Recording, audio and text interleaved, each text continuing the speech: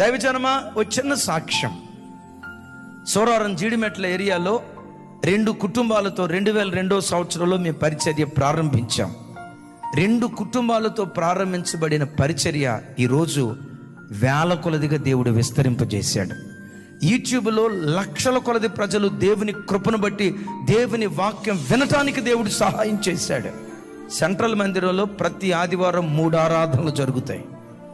3 ఆరాధనలు, 3500 మంది పట్టే విశాలమైన మందిరం.